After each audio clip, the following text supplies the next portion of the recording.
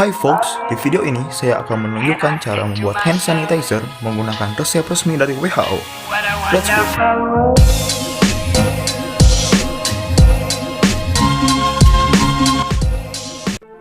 Sebelum ke proses pembuatannya, mari kita berkenalan dengan bahan-bahan dan alat yang akan digunakan.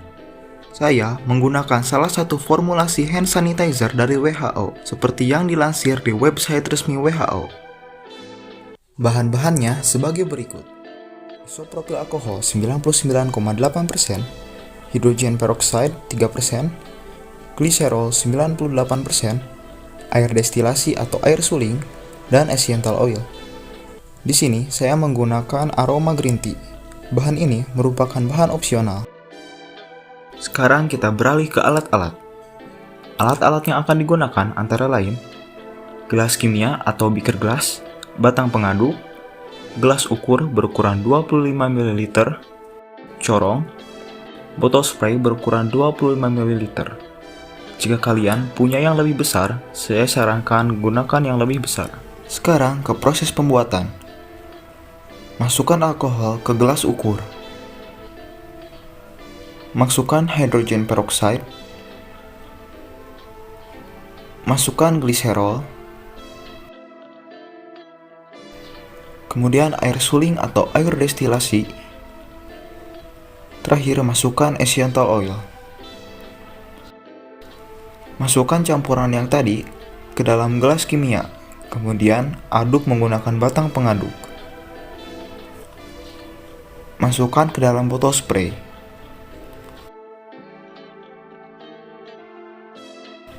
Hand sanitizer siap digunakan. Sekarang saya akan menjelaskan mengapa saya menggunakan bahan-bahan tersebut. Di praktik kali ini, saya menggunakan isopropil alkohol 99,8%. Sebagai penggantinya, ada etanol dengan konsentrasi 96%. Apakah bisa menggunakan alkohol dengan tingkat konsentrasi rendah? Bisa-bisa saja, hanya tingkat keefektifannya rendah. Seperti yang diungkapkan Dr. Erwin Cheng, Direktur Medis Parkway Shannon, hand sanitizer setidaknya perlu memiliki kandungan alkohol 60% agar efektif. Lalu mengapa menggunakan alkohol dengan tingkat konsentrasi di atas 96%? Karena kadar konsentrasi alkohol akan turun ketika dicampur dengan bahan lain.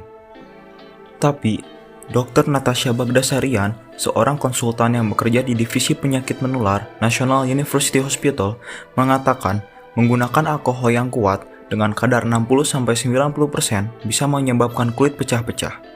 Itu mengapa saya juga menggunakan gliserol. Gliserol, disebut juga gliserin, sering digunakan dalam produk kecantikan kulit. Gliserol berguna untuk melembabkan kulit, menjaga kesehatan kulit, dan lain-lain. Apakah ada alternatif lain? Ada, contohnya aloe vera, atau yang disebut juga lidah buaya. Aloe vera memiliki fungsi yang sama dengan gliserol, akan tetapi dari teksturnya yang lengket dan kenyal akan cukup menyulitkan dalam proses pembuatannya. Dan hand sanitizer yang dihasilkan pun cenderung lebih kental, bahkan berbentuk gel. Hand sanitizer berbentuk gel cenderung susah menguap. Itu kenapa di rumah sakit atau puskesmas, hand sanitizer yang disediakan dan digunakan adalah hand sanitizer cair. Kita ambil contoh yang lebih umum. Ketika kalian mau makan, tapi lupa untuk mencuci tangan, dan yang tersedia hanya hand sanitizer, ternyata hand sanitizer tersebut berbentuk gel, kalian harus menunggu,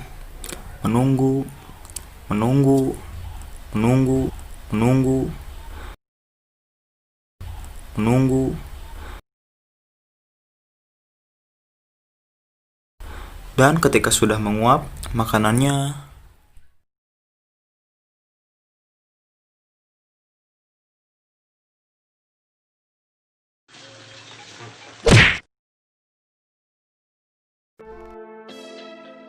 Tetapi, menurut Profesor Davis dari Camp Survival, mengungkapkan bahwa gliserin juga meningkatkan hydrogen bonding atau ikatan hidrogen, sehingga membuat alkohol sulit untuk menguap.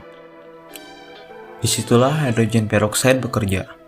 Pada umumnya, hidrogen peroksida bekerja untuk membunuh atau menghambat pertumbuhan mikroorganisme pada permukaan kulit. Selain itu juga, hydrogen peroxide berfungsi untuk mempercepat proses penguapan.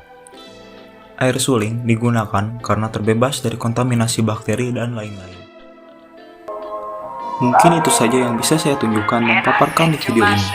Sampai jumpa di lain kesempatan dan semoga bermanfaat.